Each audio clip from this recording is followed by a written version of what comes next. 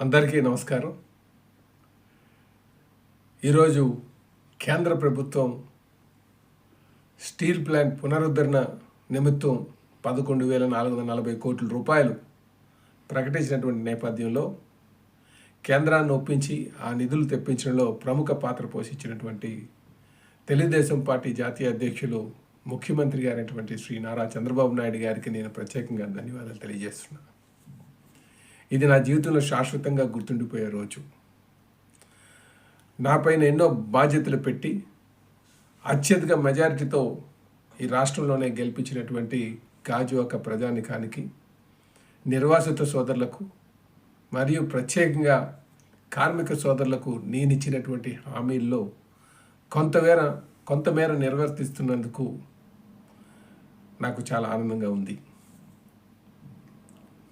విశాఖ ఉక్కు ఆంధ్రుల హక్కు అనే నినాదంతో మరియు ఈ ఉద్యమం స్టార్ట్ అయింది. ఈ ఉద్యమాన్ని, ఆ నినాదాన్ని గౌరవిస్తూ ఈ దేశ ప్రధాని అయినటువంటి శ్రీ నరేంద్ర మోడీ గారు మరి ఈ ప్యాకేజీ ఇవ్వడం వారికి నేను ప్రత్యేకంగా ధన్యవాదాలు తెలియజేస్తున్నాను. అలాగే కేంద్ర ఉక్కు మంత్రివర్యులకి, సహాయ మంత్రివర్యులకు, బీజేపీ నాయకత్వానికి నేను దీనికి సహకారం అందించినటువంటి వారందరికీ కూడా నేను ప్రత్యేకంగా ధన్యవాదాలు తెలియజేస్తున్నాను.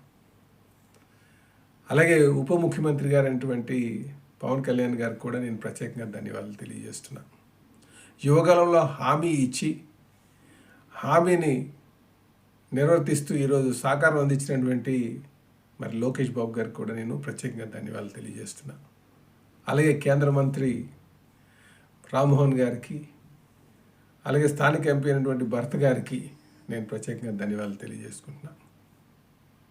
ఇదివరలో కూడా స్టీల్ ప్లాంట్ ఇబ్బందుల్లో ఉన్నప్పుడు 1999-2000 కాలం మధ్యలో అప్పుడు కూడా చంద్రబాబు నాయుడు గారు ముఖ్యమంత్రిగా ఉన్న రోజులు, వారు కేంద్రంలో ఉన్నటువంటి మరి ప్రధానమంత్రి వాజ్పేయి గారిని ఒప్పించి 1350 కోట్లు తెప్పించి ప్లాంట్ను పరిరక్షించినటువంటి విషయాన్ని కూడా ప్రతి ఒక్కరు కూడా గుర్తుంచుకోవాలని చెప్పి తెలియజేస్తున్నా. మళ్ళీ అదే పరిస్థితిలో ఉన్నటువంటి ప్లాంట్కి ఈరోజు మళ్ళీ కేంద్రాన్ని ఒప్పించి 11,440 కోట్లు తీసుకొచ్చి మరి ప్లాంట్ని మరి రివైవల్ ప్యాకేజ్ ఇవ్వడం జరిగింది. అయితే మేము ఈ సందర్భంగా అందరికీ తెలియజేసేది ఒకటే, మా బాధ్యత మేము సక్రమంగా నిర్వర్తించాం. ఇక